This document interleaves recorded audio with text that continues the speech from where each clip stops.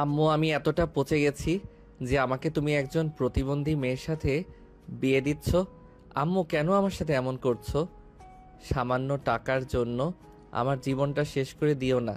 আম্মু, তোমার পায়ে ধরি, আমাকে এই বিয়ে করতে বাধ্য করো না।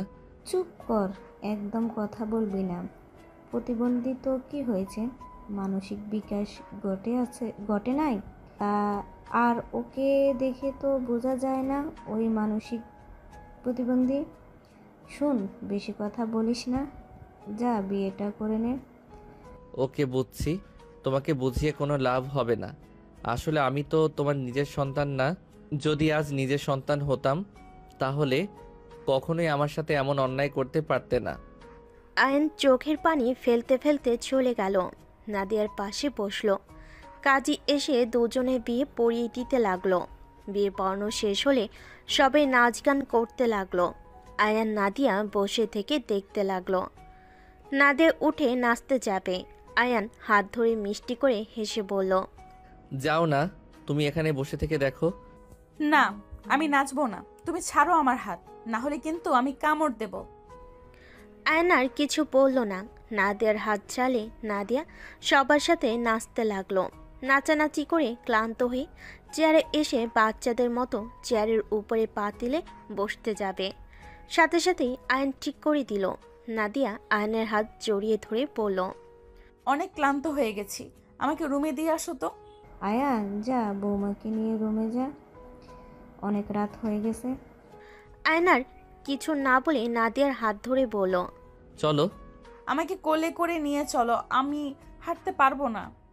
আয়ন সবার দিকে তাকালে দেখে সবাই মিটিমিটি করে হাসছে। আয়ন উপায় না পেয়ে নাদিয়াকে কোলে নিয়ে যেতে লাগলো। নাদিয়া ওর রুম দেখিয়ে দিলে আয়ন নিয়ে গেল।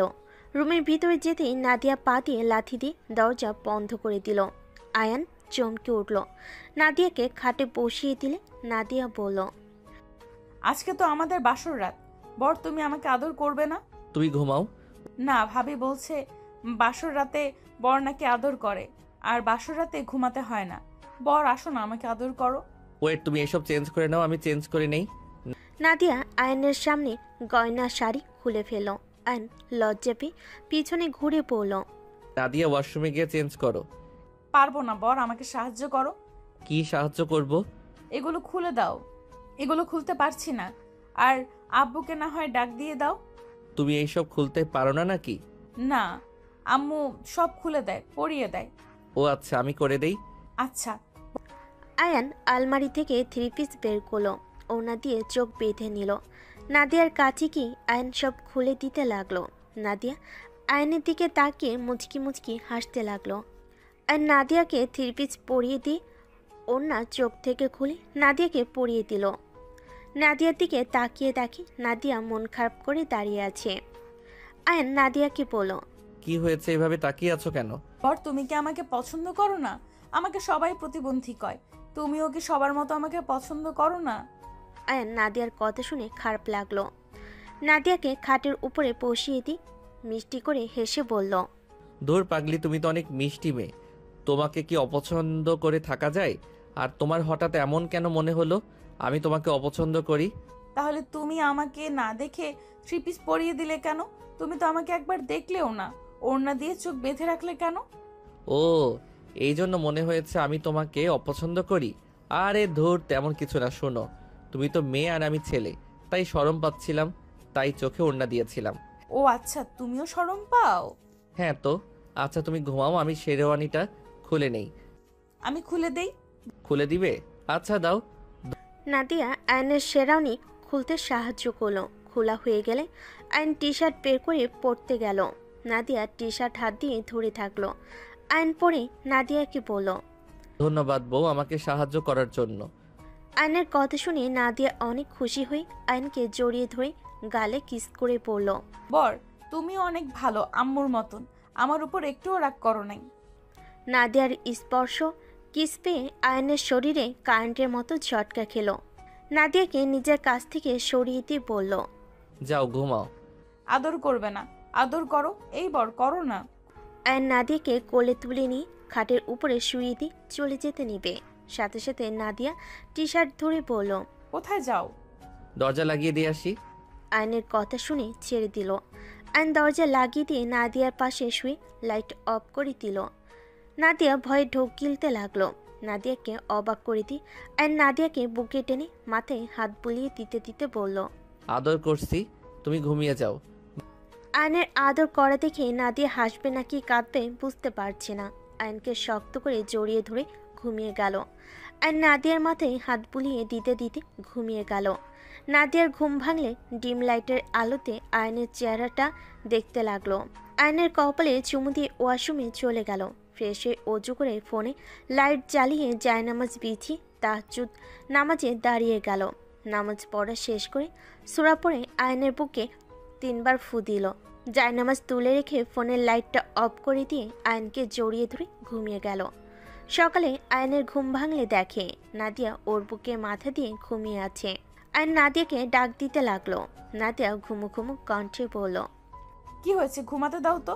ঘুমাও, চলো দুইজন নামাজ পড়ে নেই। আমাকে কোলে করে নিয়ে চলো, না হইলে যাব না। আয়ন নাদিয়ার কথা মতো কোলে নিয়ে ওয়াশরুমে চলে গেল।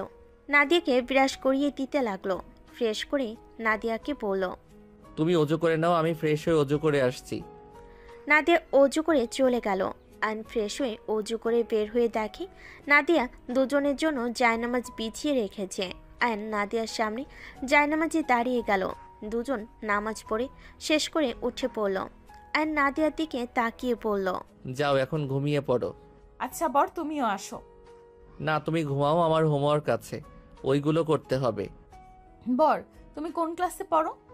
আমি অনার্সে প্রথম বর্ষে। ও আচ্ছা, তাহলে কি তুমি ভাবির সাথে পড়ো? হ্যাঁ, আমরা একই ভার্সিটিতে পড়ি। তাহলে তুমি না আমার ছোট? কিভাবে? আমি তো ভাবির বড়। ও আচ্ছা, যাও তুমি ঘুমাও। নাদিয়া খাটের উপর শুয়ে পড়ল। আয়ন ব্যাগ থেকে খাতা বের করে নোট করতে লাগলো। আয়ন লেখা শেষ হলে হাম ছেড়ে নাদিয়ার দিকে তাকিয়ে দেখে ঘুমায় নেই। ওর দিকে তাকিয়ে আছে। আয়ন নাদিয়াকে বলল, কি ব্যাপার, তুমি ঘুমাও নাই? জড়িয়ে না ধরলে ঘুম আসে না। তো আগে কেন বলো নাই? তুমি তো লেখালেখি করছিলে তাই। ও আচ্ছা, আরো ঘুমাবে কি? না। তাহলে ওঠো। আয়নের কথা শুনে নাদিয়া উঠে পড়ল। আয়ন বসা থেকে উঠে ব্যাগ থেকে শার্ট বের করে ভার্সিটিতে যাওয়ার জন্য রেডি হয়ে নিল। ব্যাগ কাঁধে নিয়ে নাদিয়াকে বলল, আমি ভার্সিটিতে যাব, তুমি নিতে যাবে নাকি? আয়নের কথা শুনে নাদিয়া আয়নের হাত জড়িয়ে ধরে কাঁধে মাথা দিয়ে নিচে যেতে লাগলো। আয়নের অকট ফিল হতে লাগলো, কিন্তু নাদিয়াকে কিছু বলল না। নিজেকে আয়ন নাদিয়াকে বলল, নাদিয়া, হাত ছাড়ো, সবাই দেখছে। দেখুক গা, আমার বরকে আমি ধরেছি। আয়ান, তুমি কি ভার্সিটিতে যাচ্ছ নাকি? জি আন্টি। আসো, দুজন খাবার খেয়ে না। বৌমা, তুমি খুয়ে যাও। আয়ন নাদিয়ার পাশের চেয়ার টেনে বসলো। নাদিয়া আয়নকে বলল, তুমি খাওয়াই দিবা নাকি আম্মু খাওয়াই দিবে? আমি খাইয়ে দিচ্ছি। না থাক আন্টি, আমি খাওয়াই দিচ্ছি। আর নাদিয়াকে খাওয়াই দিতে লাগলো। নাদিয়া মজা করে খেতে লাগলো। আর নিজেও খেতে লাগলো। আয়নের আম্মু পিছন থেকে বলে ওঠে, দেখছেন বেআইন, আমি বলেছিলাম না আমার ছেলে হীরার টুকরো, আপনার মেয়ের সাথে সহজে মানিয়ে নিতে পারবে। ঠিক বলছেন, আপনার ছেলে আসলেই হিটার টুকরা।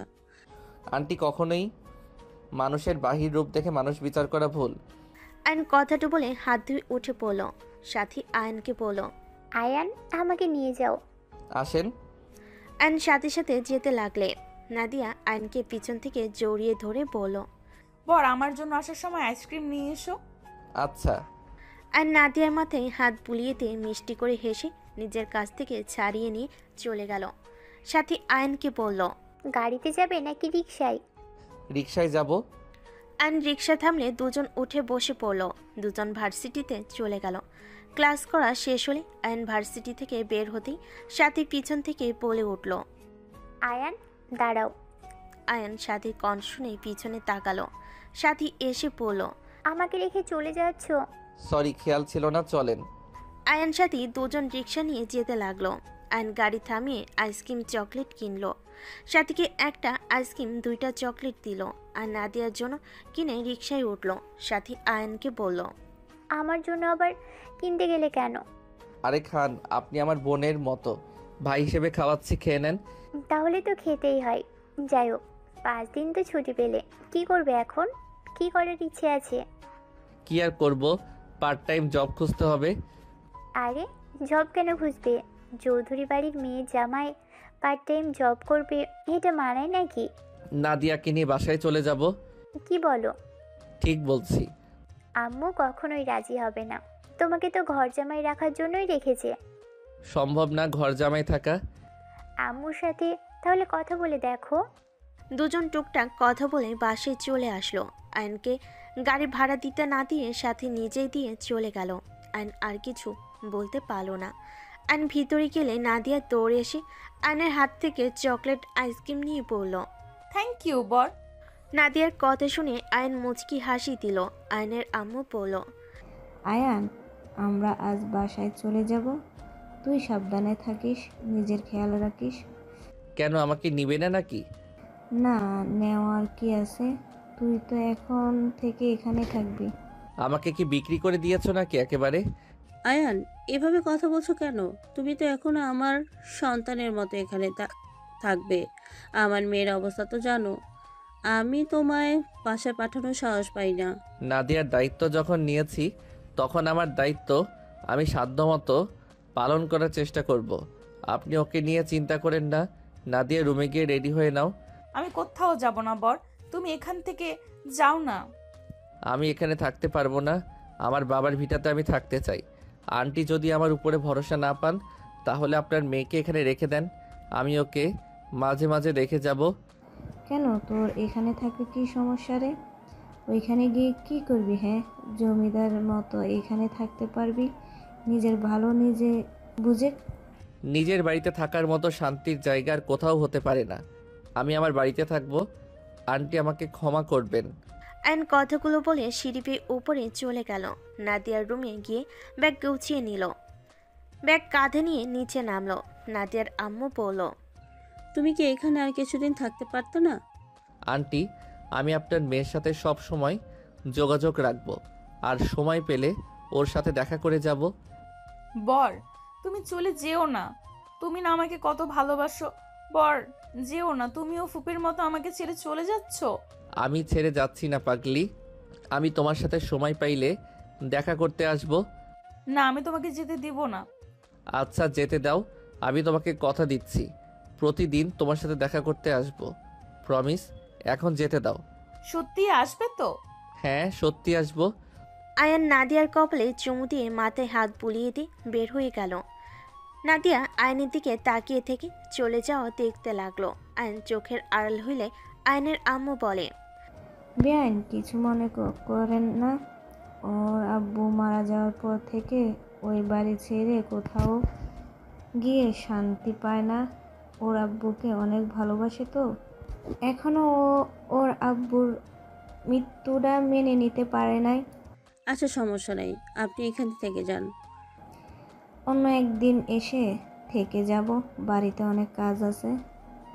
আয়নের আম্মু সবার থেকে বিদায় নিয়ে চলে গেল।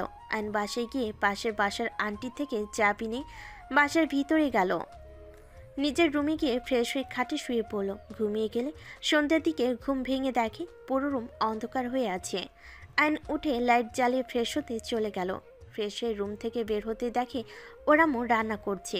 আয়নকে দেখে বলল, বৌমা, তোর সাথে কথা বলার জন্য পাগল হয়ে যাচ্ছে। আমার ফোন থেকে নাম্বার নিয়ে কল দে যা। তোমার ফোন কোথায় আম্মু? আমার রুমে দেখ, টেবিলের উপরে। আয়ন রুমে গিয়ে টেবিলের উপর থেকে ফোন ভিতর থেকে নাম্বার বের করে নিজের ফোনে তুলে নিল। কল দিলে সাথে সাথে নাদিয়া ধরে বলে, আসসালামু আলাইকুম, তুমি কি আমার বর? ওয়ালাইকুম আসসালাম। হ্যাঁ, কি করো পাগলি? তোমার ফোনের অপেক্ষায় বসে আছি। অনেকক্ষণ ধরে ফোন নিয়ে বসে আছি, তুমি তো কল দিচ্ছ না, তাই বসে কান্না করছি। সাথে সাথেই তুমি কল দিলে। দুঃখিত, আসলে আমি ঘুমিয়েছিলাম তো।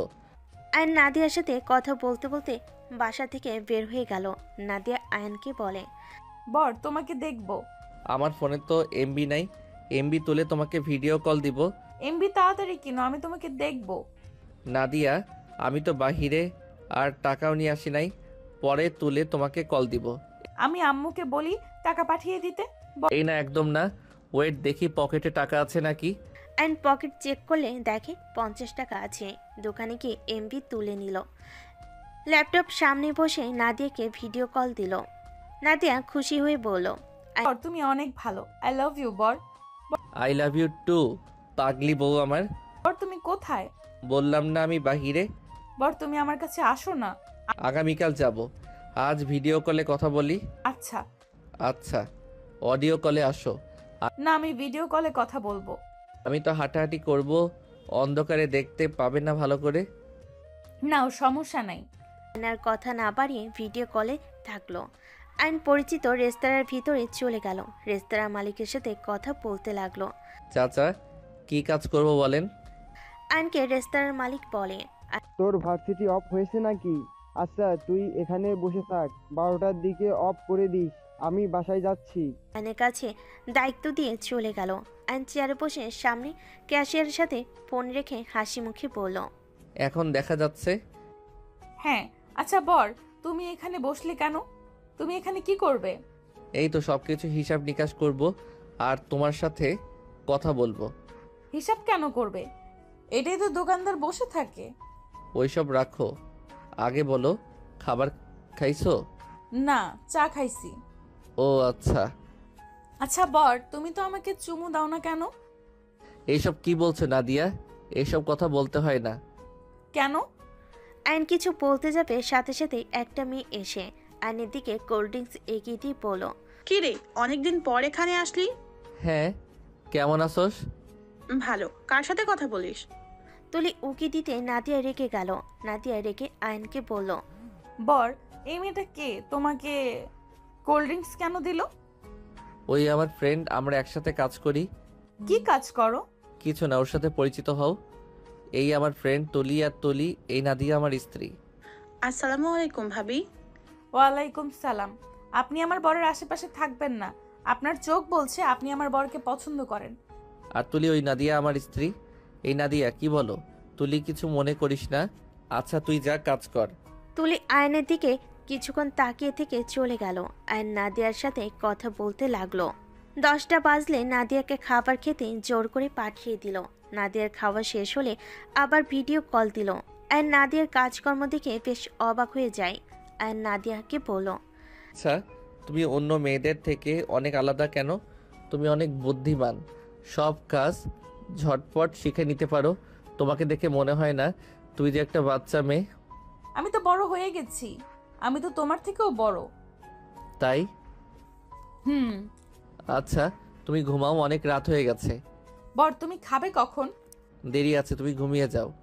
আম্মু আসলে ঘুমাবো। ও আচ্ছা, আম্মু কি করে? সবার সাথে আড্ডা দিচ্ছে। আচ্ছা, তুমি ঘুমিয়ে যাও, আম্মু এসে তোমার কাছে ঘুমাবে। তুই গোলবালিশ জড়িয়ে ঘুমিয়ে দাও। তুমি কখন ঘুমাবে? বর, তুমি আসো না আমার কাছে। যাবো তো আগামীকাল, এখন ঘুমাও তো। আমি না ঘুমানোর আগ পর্যন্ত যেন তুমি কল কেটে দিও না। আচ্ছা ঠিক আছে। বর, কপালে কিস দাও না। আয়ন চারিদিকে তাকিয়ে সুযোগ বুঝে কিস করে দিল। নাদিয়া ফোনের উপরে একের পর এক কিস করতে লাগলো। আয়ন নাদিয়ার পাগলামি দেখে হেসে দিল। সবাই আয়নের দিকে তাকাতেই আয়ন লজ্জা পেয়ে গেল। আয়ন নাদিয়াকে বলল, হয়েছে, এখন ঘুমিয়ে যাও। আয়নের কথা শুনে নাদিয়া চোখ বন্ধ করে বাচ্চাদের মতো শুয়ে পড়ল। আর এদিকে আয়ন নিজের কাজ করতে লাগলো। রাত 1টা পর্যন্ত রেস্তোরাঁ চালু রাখলো। আজকে কাস্টমার অনেক ছিল। আয়ন টাকা হিসাব করে রেখে লাস্টে খাবার বাঁচলেই সবাই মিলে খেয়ে রেস্তোরাঁর দরজা বন্ধ করলো। আর এইদিকে নাদিয়ার ঘুম ভাঙলে তাজুদ নামাজের জন্য উঠে দেখে এখনও আয়ন ভিডিও কলে আছে। আয়নকে দেখা যাচ্ছে না। নাদিয়ার চোখ বন্ধ করে থাকলো। আয়ন খাবার খেয়ে এসে দেখে নাদিয়া জেগে উঠেছে। আয়ন নাদিয়াকে বলল, কি ব্যাপার, বউটার ঘুম ভেঙে গেছে? আম্মু তো আসলো না তোমার সাথে ঘুমাতে। আয়নের কথা শুনে নাদিয়া চোখ খুলে পড়ে, তুমি কিভাবে জানলে আমার ঘুম ভেঙে গেছে? তোমার চোখের পাতা নড়ছিল। আমি যখন ঘুমানোর ভান করতাম তখন এমন হইতো। আচ্ছা বর, তুমি এখনো এখানে কেন? বাসায় যাও নাই? এখন বাসায় যাব। আচ্ছা একটু পর তোমাকে কল দেই। আয়ন কল কেটে দিয়ে রেস্তোরাঁ মালিককে কল দিয়ে রেস্তোরাঁয় আসতে বলল। কল কেটে নাদিয়াকে কল দিল। রেস্তোরাঁর মালিক আসার অপেক্ষা করতে লাগলো। দোকানদার আসলে আয়ন দরজা খুলে দিয়ে বলল, চাচা সব বিক্রি হয়ে গেছে, আপনি সব চেক করে নিয়েন, আমি বাসায় চলে যাচ্ছি। রেস্তোরাঁর মালিক খুশি হয়ে বলে, তোর হাতে কি জাদু আছে রে? তুই যখনই আমার রেস্তোরাঁয় আসোস তখনই ইনকাম বেশি হয়। এই নে 3000। আয়ন বলল, ধন্যবাদ চাচা। আর আমার হাতে জাদু না, সব আল্লাহ ইচ্ছে, উনি চাইছে তাই এত সেল হয়েছে। আচ্ছা, আজ এত টাকা দিলে? 2 দিনে পেমেন্ট দিয়ে দিলাম, যা। রেস্তোরাঁর মালিক বলে। আয়ন খুশি হয়ে রেস্তোরাঁ থেকে বের হয়ে গেল। নাদিয়া আয়নদের কথা শুনছিল।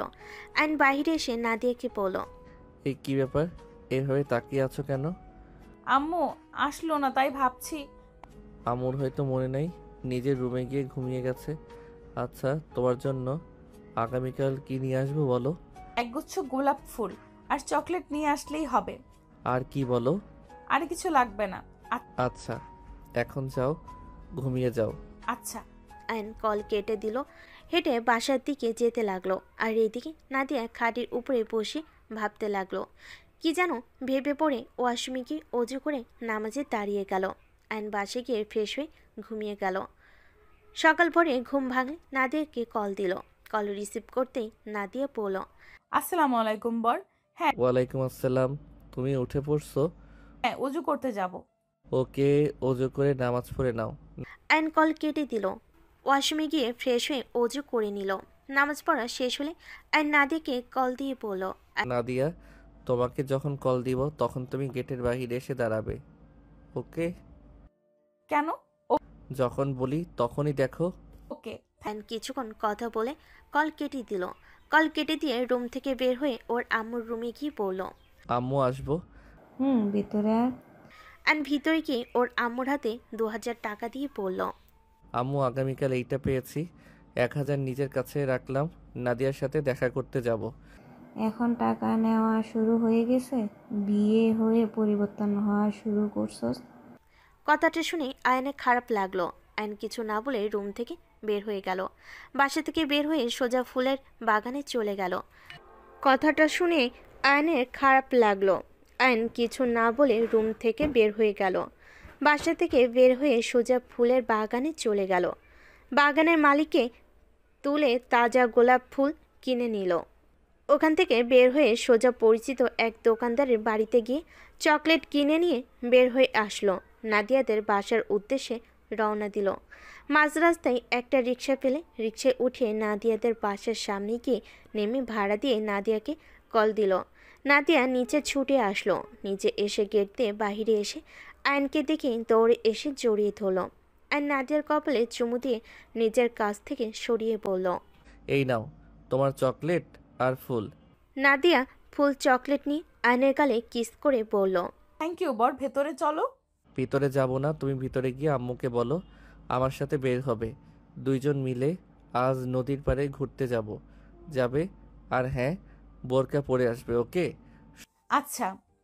নাদিয়া খুশি হয়ে দৌড়ে ভিতরে গিয়ে ফুল চকলেট রুমে রেখে বোরকা পরে ওর আম্মুর সাথে কথা বলে বাইরে চলে আসলো। আয়ন নাদিয়াকে নিয়ে রিকশায় অপেক্ষা করতে লাগলো। রিকশা আসলে আয়ন থামালো। দুজন রিকশায় উঠল। নাদিয়া আয়নের হাত জড়িয়ে ধরে যেতে লাগলো। আয়ন নাদিয়াকে বলল, শক্ত করে ধরো, পড়ে যাও না। আচ্ছা। আয়নকে আরও শক্ত করে জড়িয়ে ধরল। আয়ন নাদিয়াকে নিয়ে নেমে পড়ল। ভাড়া দিয়ে দুজন হেঁটে নদীর পাড়ে যেতে লাগলো। সকালের আবহাওয়া নাদিয়ার অনেক ভালো লাগলো। আয়নের হাত ধরে হাঁটতে অনেক ভালো লাগতে শুরু করলো। আয়ন নদীর পাশে গিয়ে বসলো। দুজন বসলে ঠান্ডা বাতাস শরীরে শিহরণ বয়ে গেল। নাদিয়াকে নিয়ে অনেকক্ষণ থাকার পর ঘড়ির দিকে তাকিয়ে দেখে 9টা বেজে গেছে। আয়ন নাদিয়াকে বলে, চলো নাস্তা করে তোমাকে বাসায় রেখে আসি। আচ্ছা চলো, আমার অনেক ক্ষুধা লাগছে। আয়ন নদীর পাড় থেকে উঠে নাদিয়াকে নিয়ে রাস্তায় উঠে পড়ল। সামনে একটা পরোটার দোকান দেখে আয়ন বলল, নাদিয়া, পরোটা খাবে? তুমি খাইলে খাবো। ওকে, চলো। আর নাদিয়াকে নিয়ে ভেতর গিয়ে একটা টেবিলে বসে পরোটা অর্ডার দিল। পরোটা দিয়ে গেলে আয়ন নাদিয়াকে খাওয়াই দিতে লাগলো। নাদিয়া তৃপ্তি করে খাবার খেতে লাগলো আর আয়নের দিকে মুগ্ধ নয়নে তাকিয়ে দেখতে লাগলো। আর নাদিয়াকে খাওয়া শেষ করে বিল দিয়ে নাদিয়াকে নিয়ে বের হয়ে গেল। রিকশায় উঠে নাদিয়াকে বলল, নাদিয়া, কিছু মনে করো না, আমি তোমাকে ভালো খাবার হয়তো কিনে দিতে পারবো না, ভালো পোশাক দিতে পারবো না, কিন্তু তোমাকে আমার ভালোবাসাটা সম্পূর্ণ দিয়ে আগলিয়ে রাখতে পারবো। নাদিয়া আয়নের কথাগুলো শুনেও কিছু বলল না। আয়নের মুখ দেখে বুঝতে পারল ওর মন খারাপ হয়ে গেছে। নাদিয়া কিছু না বলে বাহিরের দিকে তাকিয়ে থাকলো। নাদিয়াকে বাসার সামনে নামিয়ে দিয়ে বলল, নাদিয়া, বাসার ভিতরে যাও, আবার আগামীকাল সকালে দেখা হবে। ওকে বর। নাদিয়া কথাটা বলে টাটা দিয়ে ভিতরে চলে গেল। আয়ন সোজা রেস্তোরাঁয় চলে গেল, কাজ শুরু করে দিল।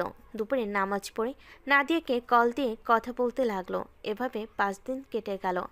আয়ন সকালে নাদিয়ার কলে ঘুম ভেঙে গেল। নাদিয়ার কল রিসিভ করে মিষ্টি করে হেসে বলল, আসসালামু আলাইকুম বউ। ওয়ালাইকুম আসসালাম বর। ওঠো, নামাজ পড়ে নাও। তুমি পড়ো, যাও। আয়ান কল কেটে দিয়ে ওয়াশরুমে চলে গেল। ফ্রেশ হয়ে অজু করে নামাজে দাঁড়িয়ে যায়।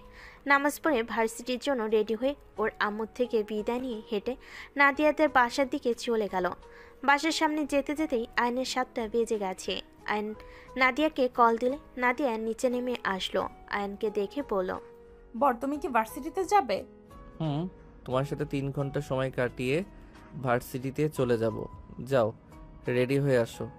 আচ্ছা। নাদিয়া বাসার ভিতর চলে গেল। আয়ন নাদিয়ার জন্য অপেক্ষা করতে লাগলো। নাদিয়া রেডি হয়ে আসলে আয়ন নাদিয়াকে নিয়ে ঘুরতে চলে গেল। দুজন ঘুরে খাবার খেয়ে বাসার সামনে চলে আসলো। আয়ন নাদিয়াকে নামিয়ে দিলে সাথী এসে পড়ল। আয়ান, কেমন আছো? আলহামদুলিল্লাহ আপু, আপনি? আলহামদুলিল্লাহ। ভার্সিটিতে যাচ্ছ নাকি?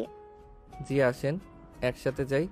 রিকশায় উঠে পড়ে নাদিয়া বলল, বর, তুমি রাতে কিন্তু বাসায় এসো, তোমার জন্য সারপ্রাইজ আছে। তাই? আচ্ছা, চেষ্টা করব আসার। তুমি ভিতরে যাও। নাদিয়া চলে গেল। আয়ন সাথীকে নিয়ে ভার্সিটিতে চলে গেল। গাড়ি ভাড়া দিয়ে আয়ন নিজের ক্লাসে চলে গেল। আয়ন ক্লাস করতে লাগলো। ভার্সিটির ছুটি হলে আয়ন বাসে চলে যায়। ফ্রেশ হয়ে খাবার খেয়ে ঘুমিয়ে যায়। সন্ধ্যায় ঘুম ভাঙলে ফ্রেশ হয়ে অজু করে নামাজ পড়ে পড়তে বসলো। নাদিয়া কল দিলে কথা বলতে লাগলো আর পড়তে লাগলো। নাদিয়া আয়ানকে বলল, বর, বাসায় আসো, সবাই তোমার জন্য অপেক্ষা করছে। তুমি কি বলছো নাকি আমি যাব? হ্যাঁ, আমার ফুপা ফুপি এসেছে, ওনারা তোমাকে দেখবে, তাড়াতাড়ি আসো বর। আচ্ছা, আমি পড়া শেষ করে যাব। আচ্ছা। নাদিয়া কল কেটে দিল। আয়ন পড়া শেষ করতে করতে এশারের আজান দিয়ে দিল। আয়ন ওর আম্মুর থেকে বিদায় নিয়ে মসজিদে নামাজ পড়ে নাদিয়াদের বাসার দিকে গেল। 3 কেজি মিষ্টি নিয়ে গেল। সদর দরজায় কলিং বেল বাজাতে দরজা খুলে দিল নাদিয়া। আয়নকে দেখে নাদিয়া খুশি হয়ে আয়নের হাত ধরে নিয়ে যেতে লাগলো। আমি নাদিয়াকে দেখে অবাক হয়ে গেলাম। নাদিয়া সুন্দর করে শাড়ি পরছে, অসম্ভব সুন্দর লাগছে। নাদিয়া কাজের মেয়েকে দিয়ে মিষ্টি নিয়ে যেতে বলল। আমার হাত ধরে বসার ঘরে নিয়ে গিয়ে বলল, ফুপা ফুপি, রাফি ভাইয়া, এটা আয়ান। আয়ান, এটা আমার ফুপা ফুপি। আয়ন সামনের দিকে তাকিয়ে সালাম দিতে গিয়ে থমকে গেল। আয়ন কাঁপা কাঁপা কণ্ঠে বলে উঠল, আসসালামু আলাইকুম। ওয়ালাইকুম আসসালাম, বসো বাবা। আয়নকে নাদিয়া ধরে আয়নকে ওর ফুপা ফুপির সামনে বসিয়ে দিল। নাদিয়ার আব্বু আম্মু আসলে আয়ন দাঁড়িয়ে সালাম দিল। নাদিয়ার আম্মু বলল, ওয়ালাইকুম আসসালাম। আয়ান, বসো, দাঁড়াতে হবে না। আয়ান, তুমি রুমে গিয়ে ফ্রেশ হয়ে আসো। আয়ন নাদিয়ার কণ্ঠে নিজের নাম শুনে চমকে গেল। আয়ন নাদিয়ার দিকে তাকিয়ে বলল, নাদিয়া, তুমি কি ঠিক আছো?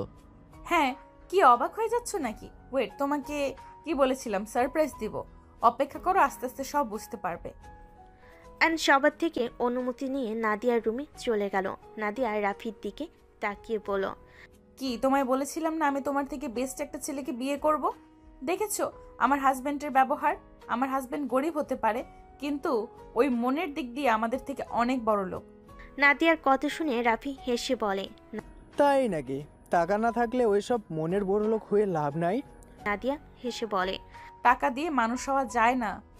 নাদিয়ার কথা শুনে রাফি রেগে কিছু বলবে, নাদিয়ার ফুপি থামিয়ে দিয়ে বলল, রাফি, এখন দুজন মিলে ঝগড়া লাগিয়ে দিস না। দুজন দুজনের লাইফ পার্টনার নিয়ে খুশি হয়েছো, খুশি থাক, একে উপরের টক্কর দেওয়ার দরকার নাই।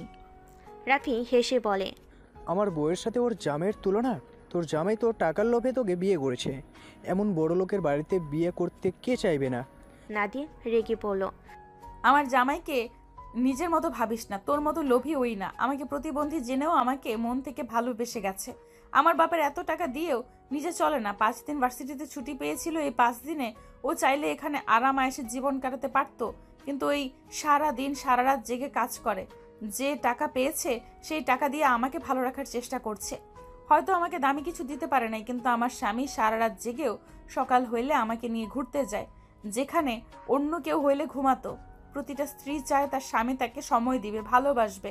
ওই একদম একজন নারীর মনের মতো স্বামী। আর তুই তোর বউকে কয় মিনিট সময় দেস? যখন কল দেয় তখন শুনি তুই অফিসে। ভাগ্যিস তুই আমাকে রিজেক্ট করে দিয়েছিলি, না হইলে আজ আমার মনের মতন স্বামী কখনোই পেতাম না। নাদিয়ার কথা শুনে সবাই অবাক হয়ে গেল। রাফি রেগে গেল, এখন শান্ত হয়ে থাকলো, কিছু বলল না। নাদিয়ার আম্মু বলল, কি আয়ান সারা দিন রাত কাজ করতো?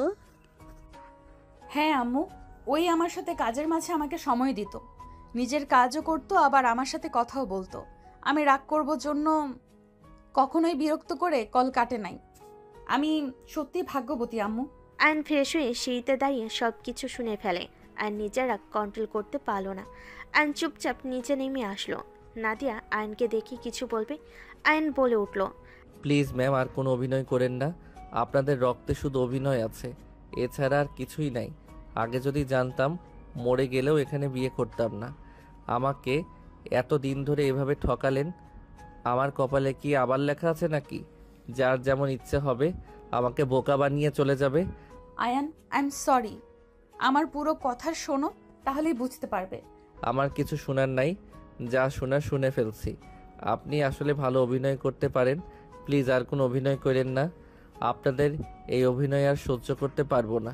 আয়ন কথাগুলো বলে চলে যেতে নিলে নাদিয়া আব্বু নাদিয়া ফুপা ফুপি বোঝাতে গেলে আয়ন রেগে নাদিয়ার ফুপিকে বলল, এই আপনি আমাকে কি বোঝাতে আসেন? আপনি নিজেই তো পাক্কা অভিনেত্রী, আপনি আবার এসেছেন আমাকে বোঝাতে? আয়নের কথা শুনে সবাই হতভম্ব হয়ে গেল। রাফি নিজের মাকে অপমানিত হতে দেখে রেগে আয়নের গলা চেপে ধরে বলে, নিজের বউকে যা ইচ্ছা বল, আমার মাকে নিয়ে একটাও বাজে কথা বলবে না, মুখ ভেঙে ফেলবো। আয়ন রাফির দিকে হাসি দিয়ে বলল, আয়ন, উনি আপনার মা? কিভাবে আপনার মা হয়? আমার তো হিসাব মিলছে না। যতটুকু বুঝলাম আপনি আমার বড়, তাহলে সেখানে উনি আপনার মা কিভাবে হয়? আয়নের কথা শুনে সবাই অবাক হয়ে গেল। নাদিয়ার ফুপি বলে উঠল, কে তুমি? কি বলছো এসব? রাফি তোমার সন্তান? কিভাবে হয়? আমার তো মাথায় কাজ করছে না। আয়ান, পাগল হয়ে গেলে নাকি? আরে পাগল ছিলাম, এখন না, এখন মাথা ঠিক আছে। এই ছেলে, সত্যি করে বলো, কে তুমি? আমি আবার কে? আমি আপনার ভাতিজির জামাই। তুমি কি আমাকে আগে থেকে চেনো? আগে হয়তো চিনতাম, এখন চিনি না। মানে? কিছু না। আয়ন বাসা থেকে বের হয়ে গেল। আয়ন সোজা বাড়িতে চলে গেল। বাসে গিয়ে রুমে ঢুকতে যাবে, সাথে সাথে আয়নের আম্মু বলল, কি রে, এখানে কি করস? তুই না তোর শ্বশুর বাড়িতে গেলি? আয়নর আম্মুর দিকে ঘুরে জড়িয়ে ধরলো। হঠাৎ করে এভাবে জড়িয়ে ধরতে আয়নের আম্মু চমকে উঠল। আয়নকে নিজের থেকে ছাড়িয়ে নিয়ে দেখে আয়নের চোখে পানি। আয়নের আম্মু বলে উঠল, আয়ান, কি হয়েছে? কান্না কেন করছিস? কিছু না, আমার মাথাটা ব্যথা করছে, আমি ঘুমাবো, আমাকে ডাক দিও না। আয়ন কথাগুলো বলে রুমের ভিতরে গিয়ে দরজা চাপা দিয়ে খাটের উপর হয়ে শুয়ে পড়ল। ভিতর ঢুকতে চাইলে ঢুকলো না। আয়ন উপর হয়ে শুয়ে থেকে চোখের পানি ফেলতে লাগলো। ফোনে ওর আব্বুর ছবি বের করে কান্না করতে করতে বলল, আব্বু ওরা সব অভিনেত্রী, ওর ফুপি তোমার সাথে পালিয়ে গেল, আবার সুযোগ বুঝে বাপ মায়ের সাথে আমাদের ছেড়ে চলে গিয়ে আজ ভালোই আছে, বড়লোক স্বামী পেয়েছে, সন্তান নিয়ে অনেক ভালো আছে। জানো আব্বু, ওনার ভাস্তিও আমার সাথে নাটক করছে, আমার সরলতার সুযোগ নিয়ে এতদিন আমার সাথে নাটক করে গেছে। উনি প্রতিবন্ধী না হয়েও অভিনয় করে গেছে আমার সাথে। কেন এমন হয়? সবাই কেন আমার সাথে অভিনয় করে? আমি কি সবার অভিনয় দেখার জন্য এই দুনিয়াতে এসেছিলাম নাকি? কথাগুলো বিড়বিড় করে কান্না করতে লাগলো। আয়ন কান্না করতে করতে কখন যে ঘুমিয়ে যায় নিজেও জানে না। মধ্যরাতে ঘুম ভাঙলে বুকের উপর ভারী কিছু অনুভব করলো। ভাইয়া লাফ দিয়ে উঠে পড়ল। ফোনের লাইট জ্বালিয়ে দেখে নাদিয়া। আয়ন নাদিয়াকে বলল, আপনি এখানে কেন? জামাই বাড়ি আসবে না নাকি? কিসের জামাই বাড়ি? প্লিজ আর নাটক করেন না তো। আয়ন আর কিছু বলতে যাবে তার আগেই আয়নের ঠোঁট জোড়া নিজের দখলে নিয়ে নিল। আয়নের চোখ বড় বড় হয়ে গেল। আয়ন নাদিয়াকে সরিয়ে দেওয়ার চেষ্টা করতে লাগলো। নাদিয়া জোর করে কিস করতে থাকলো। 2 মিনিট পর ছেড়ে দিলে আয়ন বলে উঠল। এইটা কি ধরনের ব্যবহার? আয়নের প্রশ্নের উত্তর না দিয়ে আবারও মাথার পিছনে ধরে ঠোঁট নিজের দখলে নিয়ে নিল। আয়ন ধাক্কা দিয়ে সরিয়ে দিয়ে বলল, উফ, কি শুরু করলেন? জানতো যাব না, এটা আমার রুম। আমি কেন যাব? আপনি থাকেন, আমি যাচ্ছি। কোথায় যাও? পাশের রুমে যাব। আয়ন উঠে যেতে যাবে, সাথে সাথেই আয়নের কলার ধরে নাদিয়া খাটের উপর ফেলে দিয়ে আয়নের উপর উঠে 2 হাত চেপে ধরে আয়নকে চুমুতে ভরিয়ে দিতে লাগলো। আয়ন নাদিয়া থেকে নিজেকে ছাড়িয়ে নেওয়ার চেষ্টা করতে লাগলো। আস্তে আস্তে আয়নার নিজেকে কন্ট্রোল করতে পারল না। নাদিয়ার সাথে তাল মিলিয়ে আদর করতে ব্যস্ত হয়ে গেল। একে অপরকে আদর করতে করতে ক্লান্ত হয়ে গেল। নাদিয়া আয়নকে নিচে শুয়ে দিয়ে বুকে মাথা দিয়ে শুয়ে পড়ল। আয়ন ফোনের লাইট অফ করলো। আয়নের অনেক ঘুম পেলে ঘুমিয়ে গেল। সকালে ঘুম ভাঙলে দেখে নাদিয়া ড্রেসিং টেবিলের সামনে চুল আঁচড়াচ্ছে। আয়নের রাতের কথা মনে পড়তে লজ্জা লাগতে লাগলো।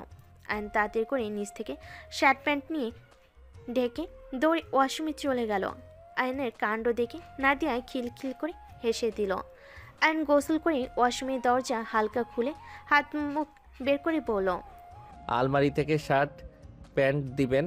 ওয়েট দিচ্ছি। নাদিয়া আলমারি থেকে শার্ট প্যান্ট বের করে আয়নের হাতে দিয়ে দিল। আয়ন শার্ট প্যান্ট নিয়ে দরজা লাগিয়ে দিয়ে শার্ট প্যান্ট পরে নিল।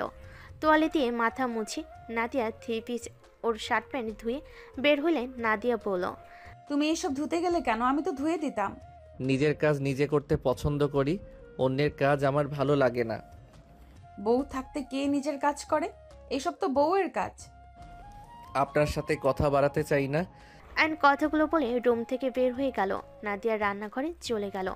আয়নের আম্মুকে বলল, আম্মু আপনি বসেন, আমি রান্না করি।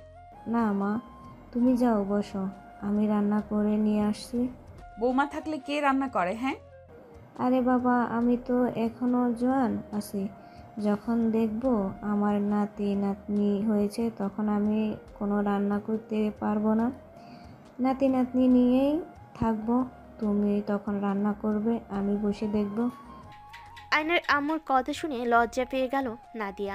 আয়ন রান্নাঘরের সামনে এসে বলল, আম্মু বাজার করতে হবে নাকি? হ্যাঁ বৌমা, কি কি খেতে পছন্দ করে শুনে বাজার করে নিয়ে আয়। আম্মু আপনারা যা খাবেন আমিও তাই খাবো, এক্সট্রা করে বাজার করতে হবে না। ধ্যাত, তাই কখনো হয় নাকি? বলো কি খাবে। বলেন। আরে কিছু কেনা লাগবে না। ড্যাড, এত বারবার জিজ্ঞেস করতে ভালো লাগে নাকি? আম্মু তাড়াতাড়ি করো, আমি ভার্সিটিতে যাব নাকি? এই তোমাকে এত চিন্তা করা লাগবে না, আমি অফিস থেকে সব বাজার পাঠিয়ে দেব, তোমাকে কোনো কিছু কেনা লাগবে না। আপনি বাজার করে আনবেন আর সেইটা আমরা খাবো। So funny. আম্মু, বাজারের ব্যাগ দাও আর টাকা দাও, আমি যা পারি নিয়ে আসবো। খাইলে খাবে, না খাইলে চলে যাক গা। আয়ান, এইটা কি ধরনের কথা? এভাবে কথা বলা শিখলি কবে থেকে? আয়নর আম্মুর কথা শুনে মাথা নিচু করে নাদিয়াকে বলল, সরি, বলেন কি খাবেন? তোমার পছন্দ মতো নিয়ে আসো। আয়নের আম্মু বাজারের ব্যাগে টাকা দিলে আয়ন বাজারে চলে গেল। বাজারে গিয়ে মুরগির মাংস, গরুর মাংস, চিংড়ি মাছ আর ছোট মাছ আর সবজি কিনে নিল। আসার সময় ফুল দেখলে আয়ন ফুল কিনে নিল আর দোকান থেকে চকলেট কিনে বাসার দিকে হাঁটা দিল। বাসায় পৌঁছে দেখে নাদিয়া ওর আম্মু বসে গল্প করছে। আয়ন গিয়ে ব্যাগ রেখে ফুল আর চকলেট নাদিয়ার হাতে দিয়ে চেয়ার টেনে বসে পড়ল আর বাকি টাকা ওর আম্মুর হাতে দিয়ে বলল, আয়ন গরুর মাংস, মুরগি, চিংড়ি মাছ আর নদীর ছোট মাছ নিয়ে এসেছি।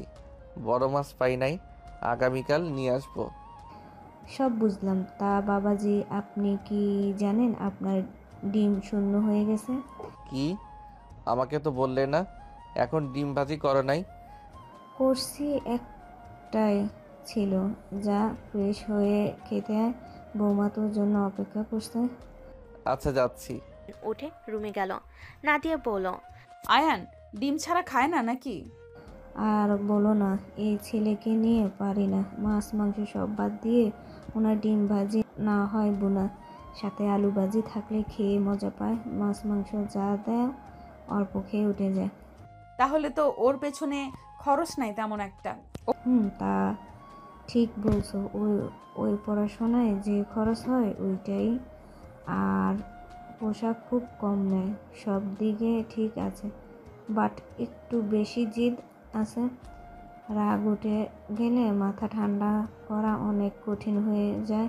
ও নাদিয়া রুমে গিয়ে ফুল চকলেট রেখে খাবারের টেবিলের সামনে চলে গেল। অ্যান্ড রেডি হয়ে ব্যাগ নিয়ে খাবার খেতে চলে গেল। অ্যান্ড তাড়াতাড়ি করে খেয়ে নিল। নাদিয়া আয়ানকে বলল, আস্তে খাও, এত জোরে কেউ খায়? সময় নাই, তাড়াতাড়ি যেতে হবে। অ্যান্ড খাবার খেয়ে হাত ধুয়ে ওর আম্মু নাদিয়ার থেকে বিদায় নিয়ে চলে গেল। অ্যান্ড ভার্সিটিতে গিয়ে সোজা ক্লাসে চলে যাবে।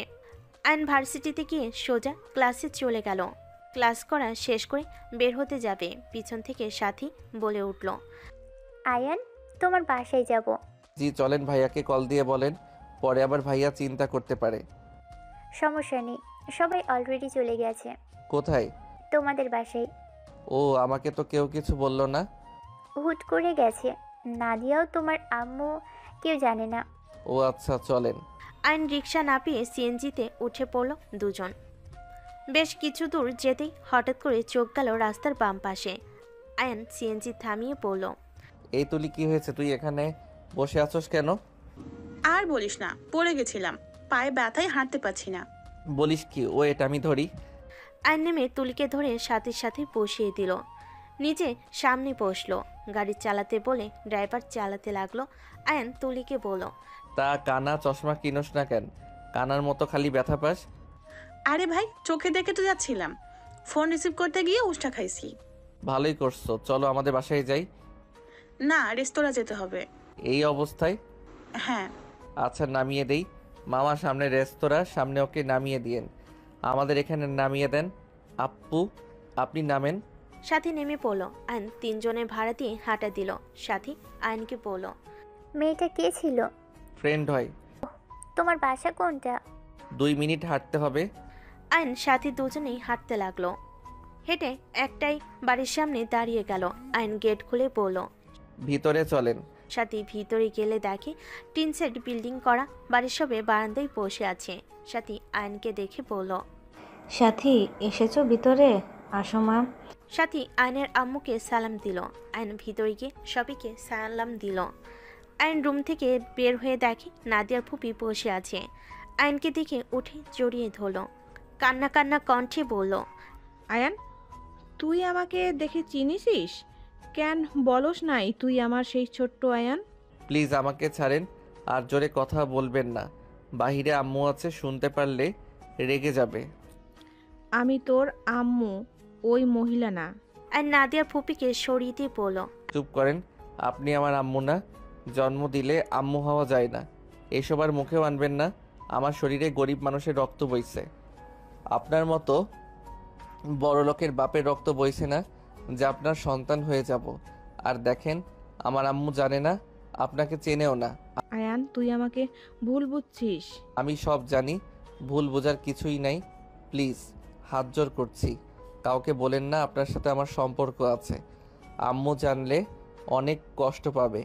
এখানে নাদিয়ার ফুপি হয়ে এসেছেন, সেটাই থাকেন। আর নাদিয়ার ফুপিকে কিছু বলার সুযোগ না দিয়ে ব্যাগ টেবিলের উপর রেখে ওয়াশরুমে চলে গেল। নাদিয়ার ফুপি খাটের উপরে বসে থেকে কান্না করতে লাগলো। নাদিয়ার রুমে ঢুকতেই সাথে সাথে নাদিয়ার ফুপি চোখ মুছে ফেল। আইন ওয়াশরুম থেকে বের হয়ে নাদিয়াকে বলল, আপনি কোথায় গেছিলেন? অফিসে গেছিলাম। কোন অফিসে? আমার নিজস্ব কোম্পানি আছে। বাহ, আচ্ছা, ফ্রেশ হয়ে নেন। ফুপি, তোমার কিছু হয়েছে? কই না তো। ও আচ্ছা, মনে হলো তুমি চিন্তিত। আচ্ছা থাকো, ফ্রেশ হয়ে নেই। নাদিয়া ব্যাগ থেকে শাড়ি বের করে ওয়াশরুমে চলে গেল। আইনকে নাদিয়ার ফুপি কিছু বলবে তার আগেই আইন রুম থেকে বের হয়ে গেল। নাদিয়ার ফুপি আইনের পিছন পিছন বের হয়ে সবার সাথে বসলো। আইনের আম্মু বলে উঠল, আয়ান, ডিম নিয়ে আসোস নাই কেন? উফ, ভুলে গেছি। আচ্ছা, খেয়ে নিয়ে আয়। এখন খেতে বস, সাথী মামুনি আর বৌমাকে নিয়ে। ওনারা সবাই খাইছে? হ্যাঁ, তোকে কি আলু ভাজি করে দেব? হ্যাঁ। না, তুমি অনেক কাজ করছো আম্মু। ডাল তো রান্না করছো। হ্যাঁ চল। নাদিয়া আসলে আয়ন সাথে নাদিয়া চেয়ার টেনে খেতে বসলো। তিনজন খাবার খেতে লাগলো। নাদিয়ার ফুপি আর চোখে আয়নের খাবার খেতে দেখতে লাগলো। আয়ন খাওয়া শেষ হইলে সাথী ফুরু কুচকে বলল, এটা কি খাইলে? কেন, ভাত ডাল। আমি এত কিছু রান্না করেছি, তুমি একটা জিনিস খেয়ে উঠে গেলে। আম্মু কিছু মনে করবে না, আম্মু জানে আপনারা খান, তাহলে আম্মু বেশি খুশি হবে। আয়ন চেয়ার থেকে উঠে ওর আম্মুর কাছে গিয়ে বলল, আব্বু তোমার সাথে কথা ছিল। বল। একটু রুমে আসবে? কি এমন কথা যে রুমে যেতে হবে? আম্মু আমি চাচার সাথে ঢাকার বাইরে যাব। কেন? রুমে চলো না, এখানে বলতে পারবো না। আচ্ছা যান, ভিতরে দেখেন কি বলে। আয়নের আম্মু আয়নের সাথে রুমে চলে গেল। রুমে গেলে আয়ন দরজা লাগিয়ে দিয়ে বলল, আম্মু চাচা আরেকটা রেস্তোরাঁ দিবে, আমি তার পার্টনার হতে চাই। আমার 10 লাখের মতো টাকা লাগবে।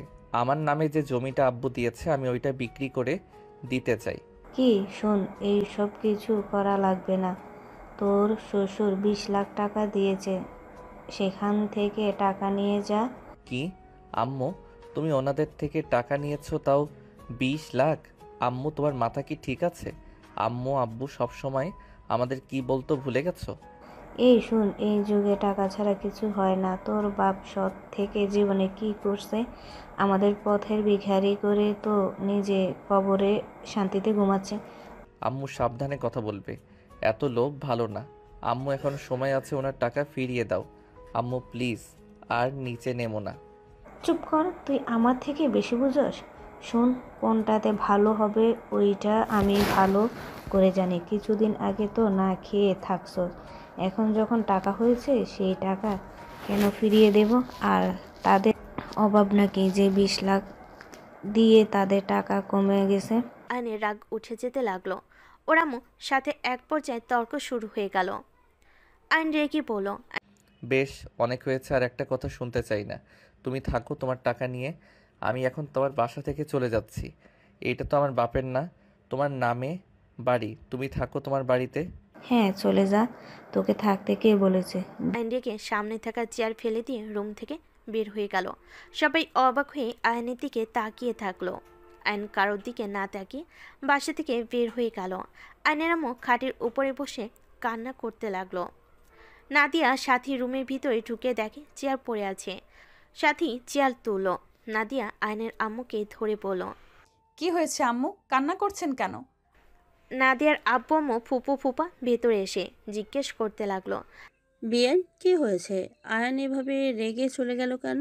আয়নের আম্মু আলমারি খুলে লকার থেকে টাকা বের করে নাদিয়ার আব্বুর হাতে দিয়ে বলল, বেয়াই আমাকে ক্ষমা করে দিবেন, এই টাকা আমি রাখতে পারবো না। আয়নের আম্মুর কথা শুনে সবাই অবাক হয়ে গেল। নাদিয়ার আব্বু বলে, কেন? এই টাকা তো আমি আমার মেয়ের সংসারের জন্য দিয়েছি।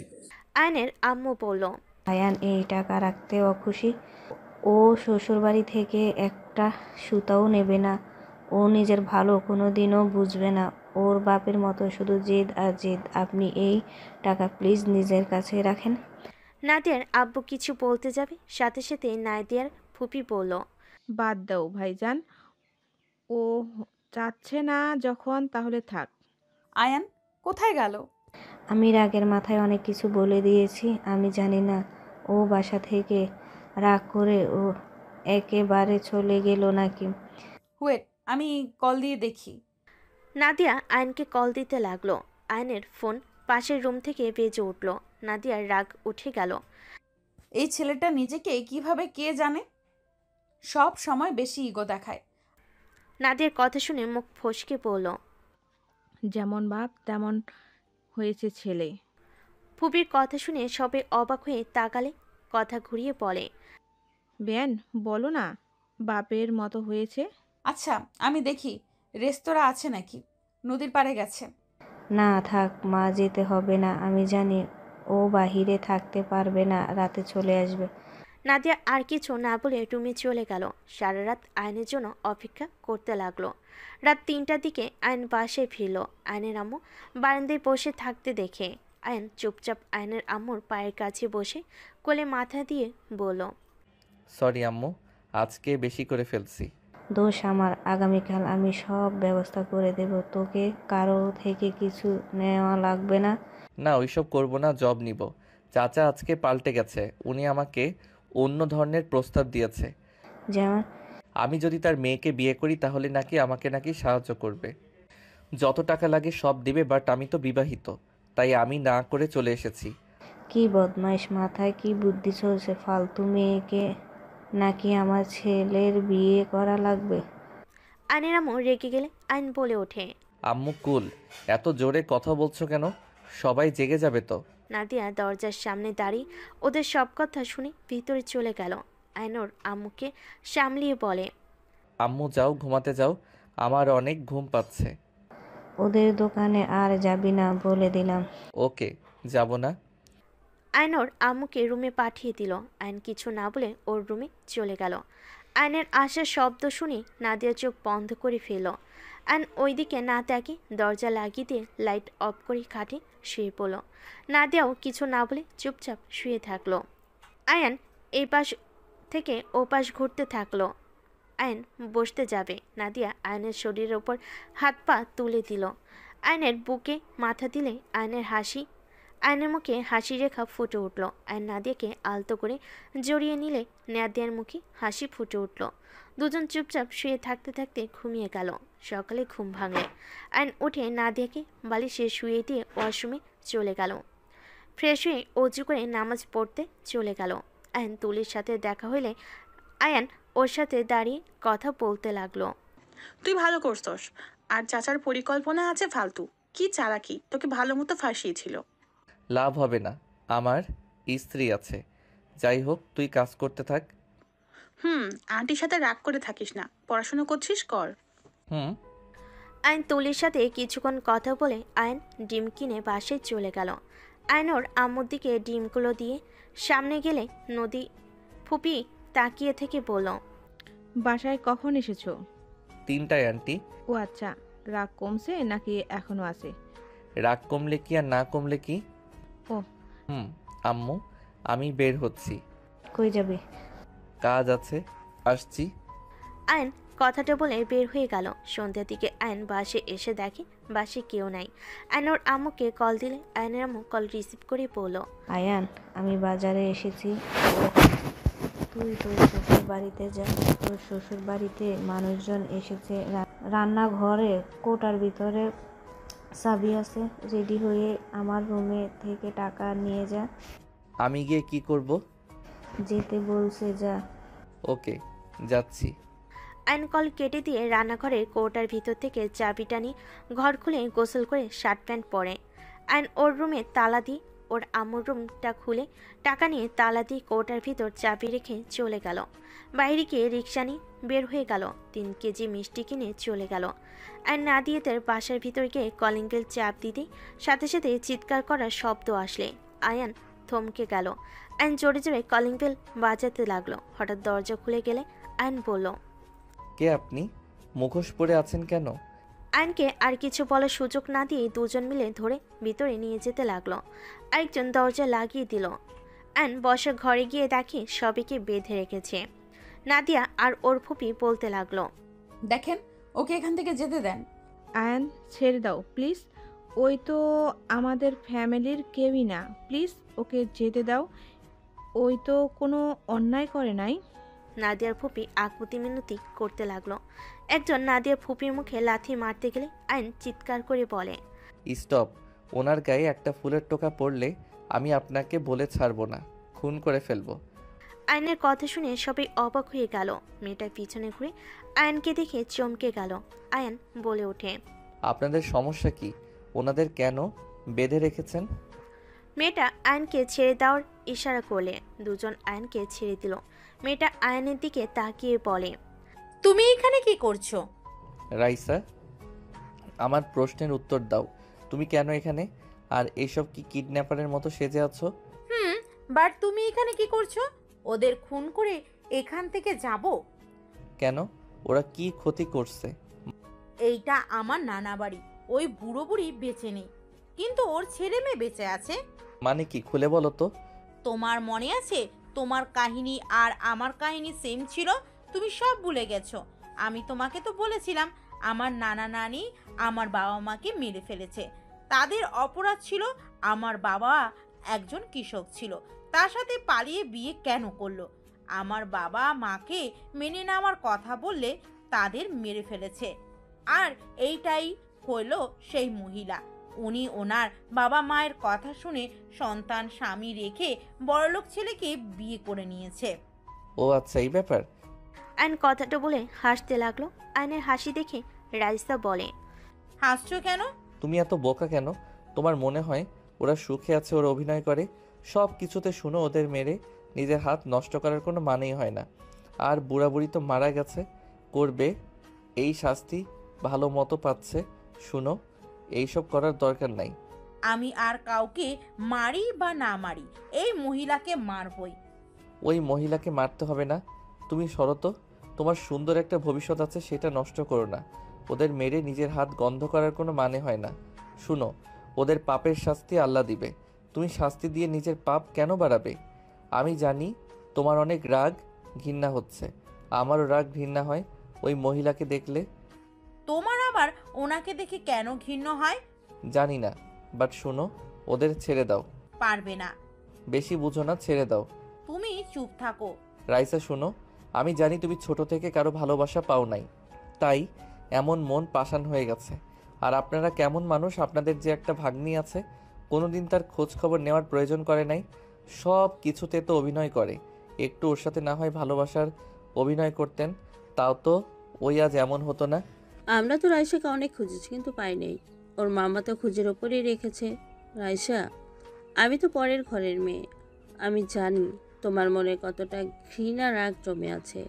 যারা অন্যায় করেছে তাদের রাগ ওদের উপরে খাটালে কি তোমার মন শান্ত হবে বলো? যদি হয় তাদের সবাইকে মেরে ফেলো। রাইসা, তোমার আব্বু মারা যায় নাই, উনি বেঁচে আছে। আর তুমি ভুল জানো, তোমার আম্মু হার্টের রোগী ছিল। তোমার আব্বুকে অনেক মারা হয়েছে, এটা ঠিক, বাট তোমার আব্বু বেঁচে আছে। কি আব্বু বেঁচে আছে মানে? হ্যাঁ, আমি ওনাকে লন্ডন পাঠিয়েছিলাম সবার চোখের আড়ালে। তুমি চাইলে আমি কথা বলিয়ে দিতে পারি। উনি বেঁচে আছে, তাহলে আমার খোঁজ খবর কেন নিল না? তোমাকে তো আমরা খুঁজছি, পাই নাই। উনি তো মানুষ লাগিয়ে রাখছিল, আর আমরা সবাই ভেবে নিয়েছিলাম তুমি আর বেঁচে নাই হয়তো। আমি আব্বুর সাথে কথা না বলে আপনাদের কথা বিশ্বাস করব না। আমার ফোনটা হাতেও নেই, লক খোলা আছে ডি দিয়ে সেভ, ওইটাতে কল দাও। রাইসা ফোন হাতে নিয়ে ডি দিয়ে সেভ করা নাম্বারে কল দিলে ও পাশের লোকটা বলে ওঠে, কেমন আছো? দিনকাল কেমন যাচ্ছে? আব্বু? রাইসার কথা শুনে লোকটা থমকে গেল। রাইসা ওর আব্বুর সাথে কথা বলতে লাগলো। রাইসা ইমোশনাল হয়ে গেল। রাইসার আব্বুও কান্না করতে লাগলো। রাইসা অনেকক্ষণ কথা বলে ফোন রেখে দিই সবাইকে ইশারা করলো খুলে দিতে। সবাইকে খুলে দিলে রাইসা চলে যেতে নিলেই নাদিয়া বলে ওঠে, রাইসা চলে কেন যাচ্ছ? তোমার উপরে প্রথমে রাগ হচ্ছিল, এখন আর রাগ হচ্ছে না। আসলে আমার দাদা দাদি যখনতম লোক ছিল, বড়লোক দেখে যা মন চাইতো তাই করছে, যত সব। নাদিয়ার আব্বু রাইসাকে বুঝাতে লাগলো। সবাই রাইসাকে আপন করে নিল। রাইসা এখানে থাকতে রাজি হয়ে গেল। আর দীর্ঘ নিঃশ্বাস ফেলে বলল, আর ওই চিক না করে তোকে কিন্তু আমি ভালো করে চিনছি। বড় নেতা হয়ে গেছস নাকি? আনের কথা শুনে ছেলেটা হেসে লজ্জা লজ্জা ভাবি বলে, ঢেত কি যে বলিস না। আচ্ছা আমরা চলে গেলাম, কোনো সমস্যা হলে আমাদের বলিস। আর ভালো লাগছে রাইসা আর ফ্যামিলিকে পেয়ে গেল। আচ্ছা আপাতত যা, ভবিষ্যতে আবার আশা লাগতে পারে। আইনের কথা শুনে ছেলেটা লজ্জায় চলে গেল। আইন বলে ওঠে, আসসালামু আলাইকুম, আমি তাহলে এখন আসি। ওয়ালাইকুম সালাম। ওয়েট, তুমি এখানে কেন এসেছো? আমি এখানে কাজ করে খাই। তোমাকে না বললাম আমার কাছে জবের অফার আছে, কোচিং সেন্টার খুলতে পারো? তুমি তো অনেক ভালো স্টুডেন্ট, এখানে কিসের কাজ করো বলো তো? অভিনয় দেখার কাজ। আইন কথাটা বলে হাসতে লাগলো। নাদিয়ার ফুপির মনটা খারাপ হয়ে গেল। নাদিয়া বলে ওঠে, এসব কি ধরনের কথা বলো? আমি কতবার তোমার থেকে ক্ষমা চাচ্ছি, তারপরও এক কথা বলছো? তোমার যদি আমাকে ভালো না লাগে তুমি চলে যেতে পারো। তোমার মতো বড় লোকদের আমার একদম পছন্দ না। তুমি ডিভোর্স লেটার পাঠিয়ে দিও, কারণ কবে আবার তোমার বাবা মা আমাদের খুন করতে আসবে। তুমি আমার মায়ের একটা সন্তান। আমি মারা গেলে আমার মায়ের দেখার মতো কেউ নাই। আর যদি বাচ্চা কাচ্চা হয়, দেখা যাবে ওকে এইসব শাস্তি ভোগ করা লাগবে রাইসার মতো।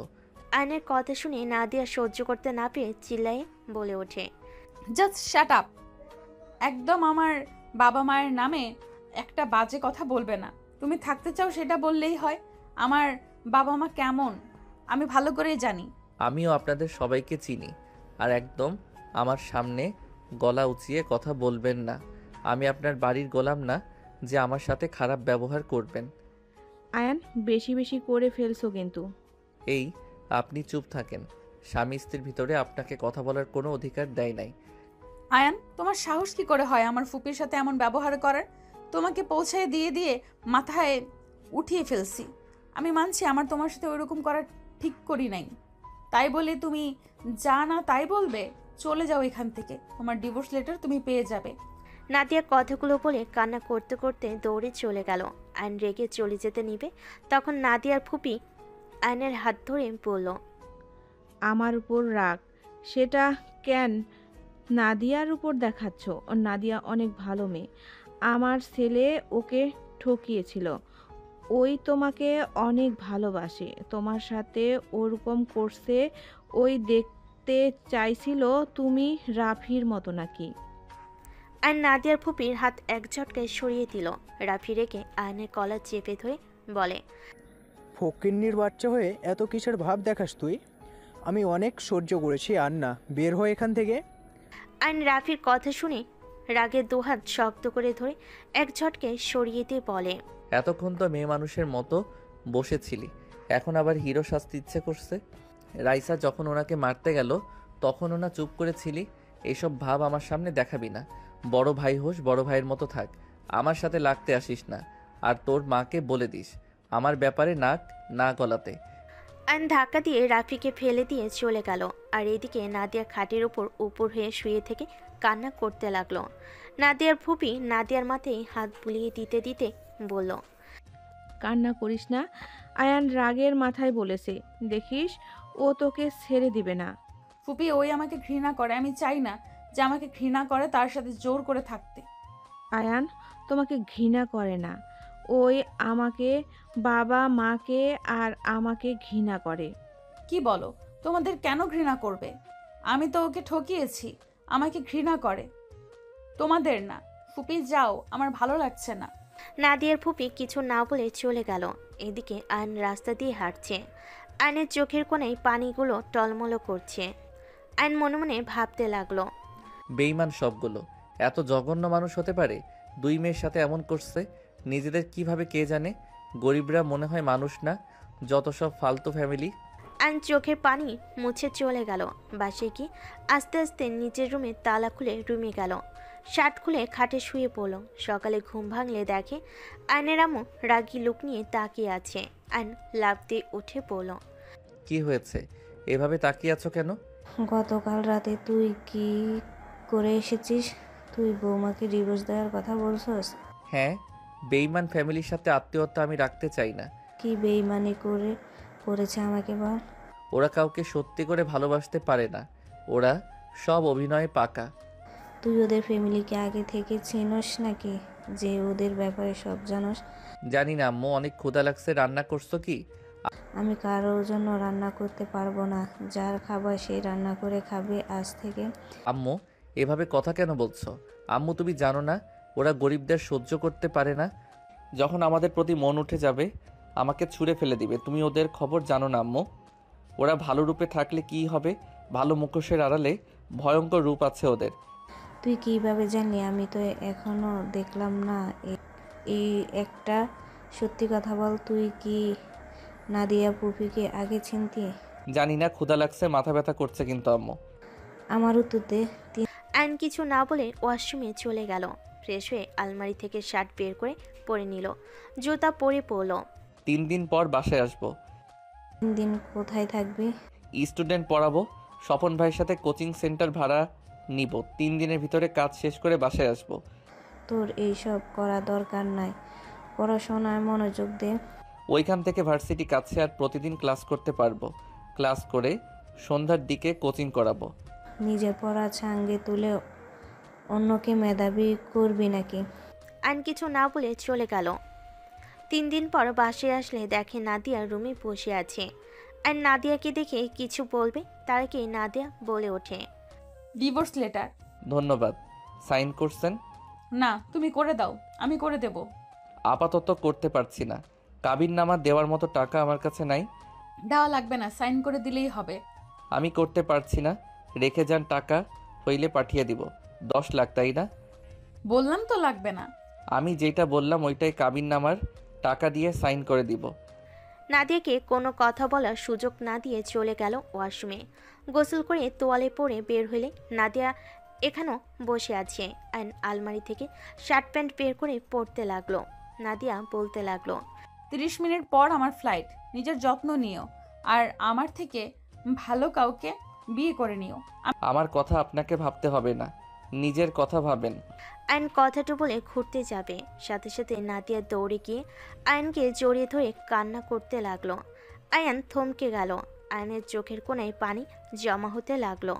নাদিয়া কান্না করতে করতে বলল, আমি ভুল করেছি মানছি, কিন্তু আমার ভালোবাসা মিথ্যা ছিল না। আমি তোমার সাথে ভালোবাসার অভিনয় করি নাই। আমি তোমাকে সত্যি অনেক ভালোবাসি। তোমাকে আমি মন থেকে ভালোবাসি। তুমি আমার ভালোবাসা বুঝতে পারলে না? নাদিয়া কথাগুলো বলে দৌড়ে চলে গেল। আর নাদিয়ার চলে যাওয়ার দিকে তাকিয়ে থাকলো।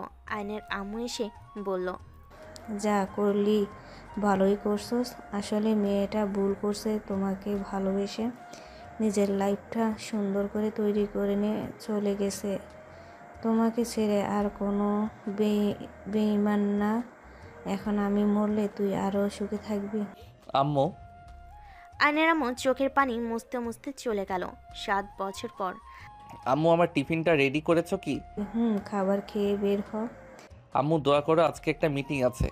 যদি আমাদের কোম্পানিকে কাজটা হয় তাহলে প্রমোশন পেয়ে যাবো ইনশাল্লাহ। আমার দোয়া সব সময় আছে, সাবধানে যাস। অ্যান্ড তাড়াতাড়ি খাবার খেয়ে বের হতে গেল। অ্যান্ড অফিসে চলে গেলে ম্যানেজার বলে ওঠে, ওনারা সব চলে এসেছে, আপনি তাহলে চলে যান। সব ব্যবস্থা কি হয়েছে? আয়নের কথা শুনে ম্যানেজার বলে, জি আপনি চলে যান, বসও এসেছে। ম্যানেজারের কথা শুনে আইন লিফটে উঠে উপর তলায় চলে গেল। আইন মিটিং রুমে গিয়ে সবাইকে সরি বলে পরিচয় হয়ে নিল। তারপর সব ডিজাইনগুলো সবার সামনে প্রেজেন্ট করতে লাগলো। সবাই দেখে আইনের ডিজাইনগুলো পছন্দ করলো। সবাই দেখে আইনের ডিজাইনগুলো পছন্দ করতে লাগলো। আরও কিছুক্ষণ মিটিং করে মিটিং শেষ করে সবে বের হইলে আইনের বস বলে ওঠে, তোমার ডিজাইনগুলো পছন্দ হবে, আমি বলেছিলাম না? এখন ওনাদের মালিককে দেখাবে, যদি উনি হ্যাঁ বলে দেয় তাহলে ভালো পেমেন্ট পাবো আমরা। ইনশাল্লাহ হবে, আশা করা যায় আমরা কাজটা পাবো। আইনোর বসের সাথে কথা বলে ওর কেবিনে চলে গেল আর নিজের কাজ করতে লাগলো। অফিস ছুটি হলে আইন বাইক নিয়ে বের হয়ে গেল। আইন বাসার ভিতরে ঢুকতেই দারোয়ান বলে ওঠে, স্যার, ম্যামকে নিয়ে হসপিটালে গেছে সবাই, উনি অনেক সুন্দর হয়ে পড়ছে। আইন কথাটা শুনে যেন থমকে গেল। দারোয়ানের থেকে হসপিটালের নাম শুনে বাইক নিয়ে চলে গেল। আইন সোজা হসপিটালে গিয়ে কাজের মহিলাকে কল দিলে। কাজের মেয়ে রুম নাম্বার জানিয়ে দিলে। আইন দৌড়ে চলে গেল। আইন সিঁড়ি বেয়ে দৌড়ে যেতে লাগলো। হঠাৎ কারোর সাথে ধাক্কা লাগলে আইন না দেখে পড়ল। সরি। কথাটা বলে দৌড়ে চলে গেল। মেয়েটা আয়নের দিকে তাকিয়ে থাকলো। আইন সোজা কেবিনে গিয়ে হাঁটুর উপরে হাত রেখে জোরে জোরে নিঃশ্বাস ফেলতে ফেলতে বলল, আম্মু, তোমার কি হয়েছে? আম্মু, তুমি ঠিক আছো? আমি ঠিক আছি। তুই জোরে জোরে নিঃশ্বাস ফেলছিস কেন? Thank god. আইন দীর্ঘ নিঃশ্বাস ফেলে ওর আম্মুর পাশে বসে পড়ল। খালা, আম্মুর কি হয়েছিল? ডাক্তারের সাথে কথা বলছেন? আরে গ্যাস্ট্রিকের সমস্যা হয়েছিল, এখন ঠিক আছে। বাসায় চল, বাসায় যাব। আইন ওর আম্মুকে ধরে নিয়ে যেতে লাগলো। নিচে গিয়ে পেমেন্ট করে 3 জন হসপিটাল থেকে বের হইলে আইন বাইকের পিছনে 2 জন উঠে বসলে আইন বাসায় চলে গেল। আইন বাসায় গিয়ে ব্যাগ রেখে ওয়াশরুমে চলে গেল। গোসল করে ফ্রেশ হয়ে আয়নের ফোনে কল আসলে আইন কল রিসিভ করলো। আইন কল রিসিভ করতেই বস বলে ওঠে, আয়ান, আগামীকাল সকাল ভোরে তুমি এয়ারপোর্টে চলে যাও। আমাদের বস আসবে, ওনাকে সারাদিন সময় দিতে হবে। তুমি ম্যানেজার, তাড়াতাড়ি পৌঁছে যাও। Okay sir. আয়ন কিছুক্ষণ কথা বলে কল কেটে দিল। আয়ন উঠে রুমের বাহিরে গেল। আয়ন ওর আম্মুর কোলে মাথা দিয়ে বলে, আম্মু গ্যাস্ট্রিক বেড়ে গেছিল, আমাকে বলো নাই কেন? মেডিসিন নিয়ে আসতাম। আরে বলিস না, শেষ হয়ে গেছে। আমার মনে ছিল না, বয়স হয়েছে, ভুলে যাচ্ছি সব। বুঝলাম। আয়ন ওর আম্মুর সাথে গল্প করতে লাগলো। রাতের খাবার খেয়ে দুজন যার যার রুমে চলে গেল। সকালে আয়ন তাড়াতাড়ি উঠে অজু করে নামাজ পড়ে রেডি হয়ে বের হয়ে যেতে লাগলো। কিরে, এত সকালে কোথায় যাস? আম্মু, আমাদের অফিসের বস আজকে দেশে আসবে, ওইখানে কাজ আছে। আচ্ছা শোন, আমি ঢাকা যাব, তোর আব্বুর কবরটা দেখতে বড্ড মন চাইছে। আচ্ছা যাও, বাট ওই দিকে যেন যাও না। ও যা তো, সাবধানে যাস আর সাবধানে থাকিস। আয়ন আর কিছু না বলে চলে গেল। বাইক নিয়ে সোজা এয়ারপোর্টে গেল। ম্যানেজার গাড়ি নিয়ে আসলে আয়ন ওনার সাথে এয়ারপোর্টের ভিতর চলে গেল। আয়ন ওর বসের সাথে কথা বলতে লাগলো। ম্যানেজার আয়নকে বলে, ম্যাম এসে গেছে, ফোন রাখো। ম্যানেজার কথা বলে এগিয়ে গেল। আয়ন ফোনটা রেখে সামনের দিকে তাকালো। এগিয়ে দেখে আয়ন চমকে গেল। ম্যানেজার একটা বাচ্চাকে কোলে নিয়ে আদর করতে লাগলো। আয়নকে ব্যাগ নিতে ইশারা করলো। আয়ন ব্যাগটা হাতে নিল। নাদিয়া আয়নের দিকে কিছুক্ষণ তাকিয়ে সামনের দিকে তাকিয়ে বলল, ওনাকে চিনলাম না। নাদিয়ার কথা শুনে ম্যানেজার বলল, উনি আমাদের ইঞ্জিনিয়ার, উনি অনেক ভালো কাজ করেন। সকালে আমাদের প্রজেক্ট পেয়েছি ওনার জন্য, ওনার ডিজাইন সবাই অনেক পছন্দ করেছে। ও আচ্ছা। তিনজন হাঁটতে লাগলো। ম্যানেজার বাচ্চাটাকে কোলে নিয়ে সামনে বসলো। নাদিয়া পিছনে বসলো। আয়নের হাত থেকে ব্যাগ নিল। ড্রাইভার ম্যানেজার আয়নকে বলল, আপনি তাহলে আমাদের পিছনে পিছনে আসুন। ওকে। আয়ন ওদের গাড়ির পিছন পিছন যেতে লাগলো। আয়ন গাড়ি চালাতে চালাতে ভাবতে লাগলো, ওনার কোম্পানি ওইটা, উনি কি ইচ্ছে করে আমাকে নিজের কোম্পানিতে জব দিয়েছিল। উনি যেমন ভাব দেখালো, মনে হয় উনি জানতেন না। আমার মাথায় আসছে না, আসলে কি উনি জানতেন না? আর ওনার কোলে ওই বাচ্চা মেয়েটাকে উনি কি বিয়ে করেছে? করতে পারে, 7 বছর পার হয়ে গেছে, বাট আমি তো ডিভোর্স লেটার পাঠাই নাই, তাহলে কিভাবে করতে পারে? আয়ন কতগুলো ভাবতে ভাবতে চলে গেল। নাদিয়াকে নিয়ে হোটেলে চলে গেল। আর নাদিয়ার ম্যানেজার রুম দেখিয়ে দিলে। নাদিয়া বলে উঠল, আপনারা ভেতরে এসে বসেন, আমি ফ্রেশ হয়ে আসছি। নাদিয়া চলে গেল।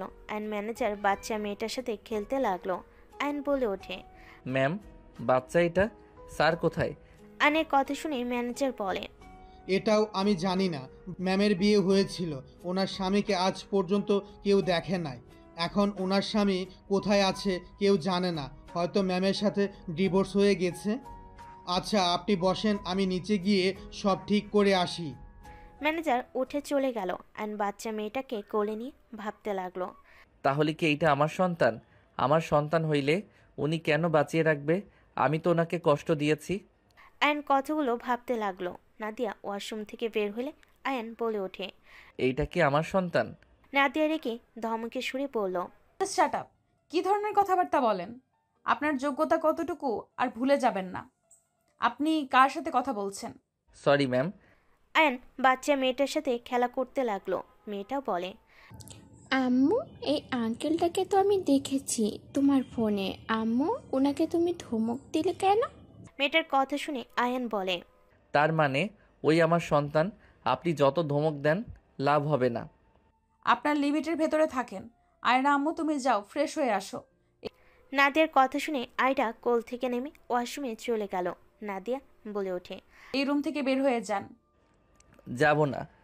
আয়রা আমার মেয়ে, আপনার সাথে তো আমার ডিভোর্স হয় নাই, তাহলে আপনি আমার মেয়ের থেকে আমাকে দূর করে দিচ্ছেন কেন? ওই আমার মেয়ে, ওই কারণ না, বুঝতে পেরেছেন? মিস্টার আয়ান সাহেব, আপনি চলে যান। আমার মাথা গরম করবেন না। আপনার স্ত্রী সন্তান আছে, তাদের নিয়ে থাকেন। আমার সন্তানের দিকে নজর দিলে আমি চোখ তুলে ফেলবো। আয়ন কিছু বলবে তার আগে ম্যানেজার আসলো। আয়ন চুপ হয়ে গেল। ম্যানেজার বলে, ম্যাম আপনি তাহলে খেয়ে নেন, আমরা পরে আসছি। আর যা লাগবে ওনারা দিয়ে যাবে, শুধু একটা কল দিয়েন। আর ম্যাম, বসের সাথে কথা বললাম, উনি বলল আপনি রেস্ট নেন, পরে মিটিংয়ে বসবেন। আচ্ছা। আয়ন ম্যানেজার চলে যেতে নিলে আয়ন নাদিয়ার দিকে তাকিয়ে থেকে বের হয়ে গেল। আয়ন সোজা বাসে চলে গেল। আয়ন খাটে শুয়ে থেকে আয়রার কথা ভাবতে লাগলো। মাশাল্লাহ, আমার রাজকন্যাটা আমি বাবা হয়েছি অথচ আমাকে একবার বললো না আমি আমার মেয়েকে নিয়ে আসবো যেভাবে হোক। আমার মেয়েকে আমার চাই। আয়ান কথাগুলো ভাবতে ভাবতে ঘুমিয়ে গেল। সন্ধ্যার দিকে ঘুম ভাঙলে ফোন আয়ান ঘুমু ঘুমু চোখে কল রিসিভ করতে বস বলে ওঠে, আয়ান, তোমার ডিজাইনগুলো নিয়ে হোটেলে চলে আসো। আয়ান লাফ দিয়ে উঠে বলল। আয়ান ঠিক আছে, এখন আসছি। কল কেটে দিয়ে ওয়াশরুমে গিয়ে ফ্রেশ হয়ে নিল। তাড়াতাড়ি রেডি হয়ে ব্যাগ নিয়ে বের হয়ে গেল। আয়ন সোজা বাইক নিয়ে বের হইল। আয়রার জন্য চকলেট কিনে নিয়ে হোটেলের দিকে চলে গেল। হোটেলে গিয়ে দরজার সাথে কলিং বেল বাজাতেই দরজা খুলে দিল। আয়নকে দেখে আয়নের বস বলতে লাগলো। আয়ন ভিতরে গিয়ে আয়রাকে কোলে নিয়ে ব্যাগ থেকে চকলেট বের করে দিয়ে বলল, আম্মু, তোমার চকলেট। আয়রা নাদিয়ার দিকে তাকালো। আয়ন আয়রার মুখ দেখে বুঝতে পেরে বলল, নাও, তোমার আম্মু কিছু বলবে না। নাও, মামা দিচ্ছে, নাও। আয়রা চকলেট বক্সটা নিয়ে আয়নের গালে চুমু দিয়ে বলল, থ্যাংক ইউ মামা। আয়রার মুখ থেকে মামা ডাক শুনে বুকের ভিতর ধুক করে উঠল। নাদিয়ার দিকে রাগী লোক নিয়ে তাকালে নাদিয়া মিটিমিটি হাসতে লাগলো। আয়ন বলে ওঠে, আমাকে মামা না বলে আমাকে ভালো আব্বু বলতে পারো।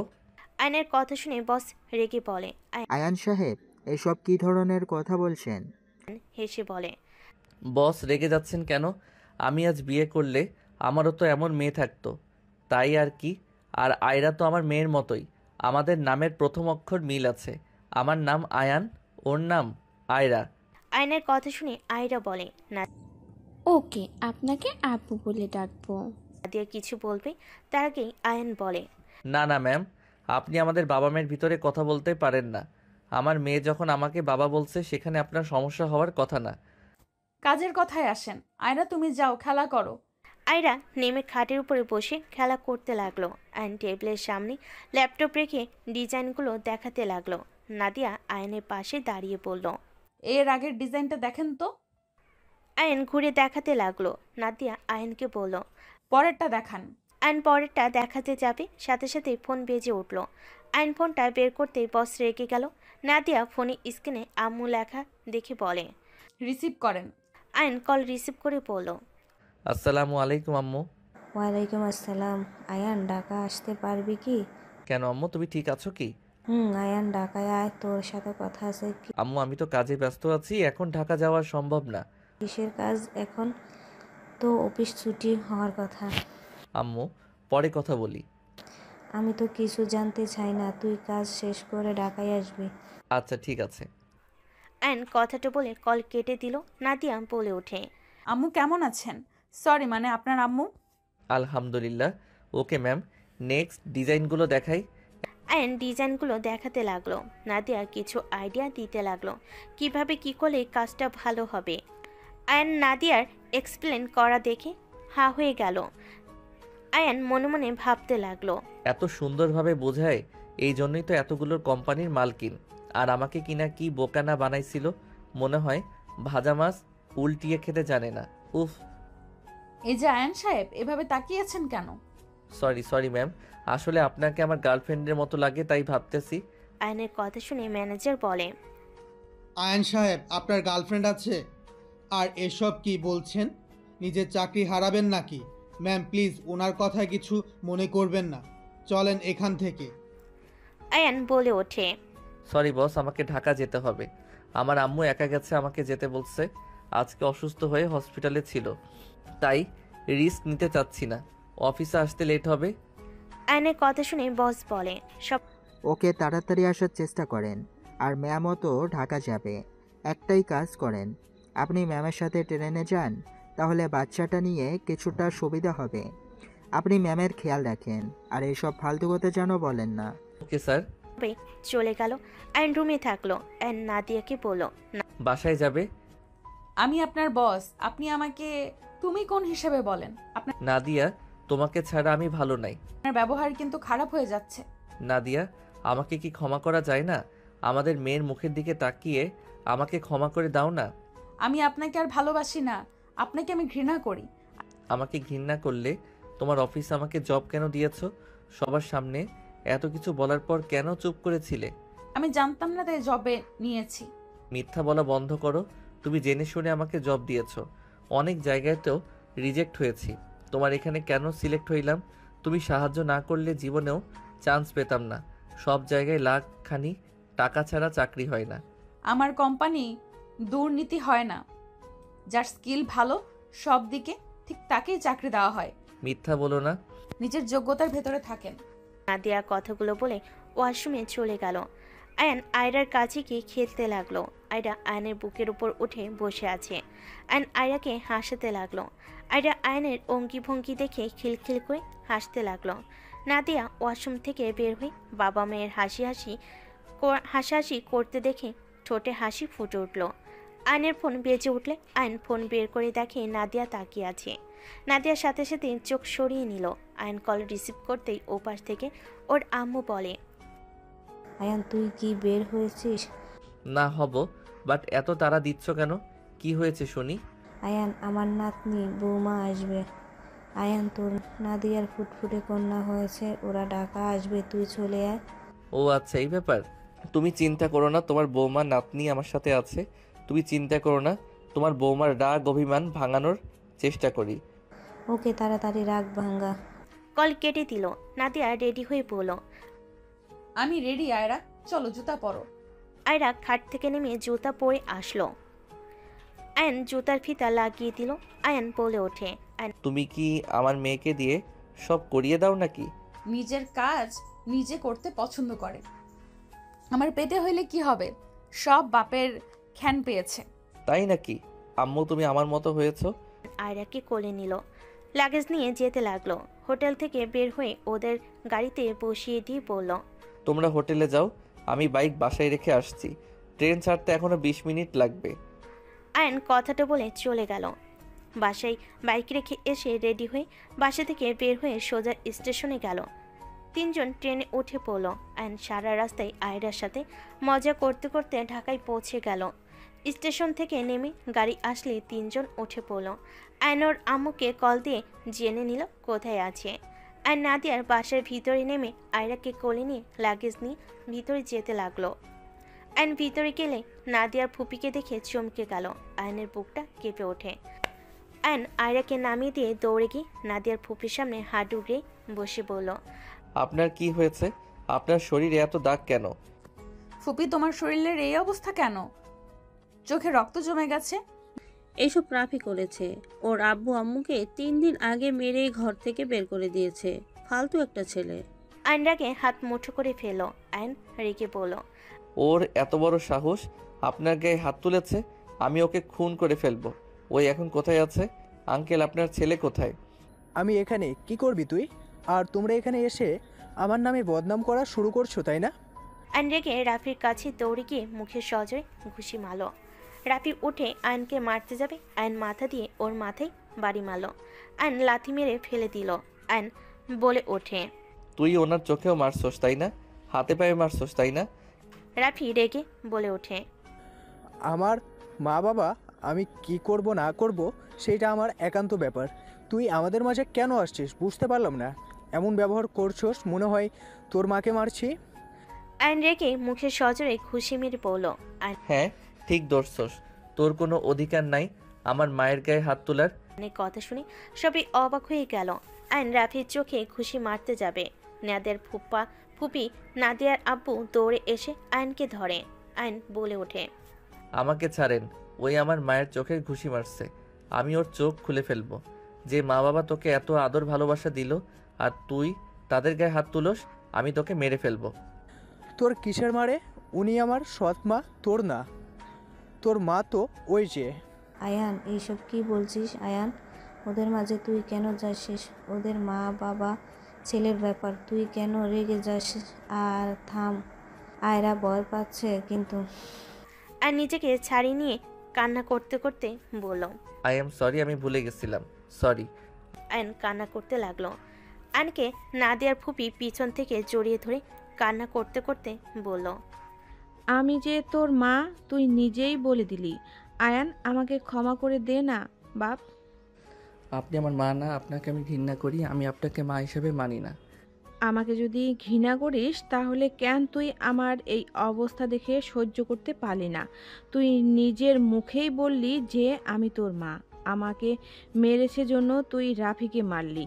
তুই আমাকে ভালোবাসিস। আয়ান, আমার কথাগুলো শোন। রাইসার মার মতো করলে তোর আজ রাইসার মতো হইতো। সেখানে তোদের ভালোর জন্য আমাকে তোদের ছেড়ে যেতে হয়েছে। আমার উপায় ছিল না।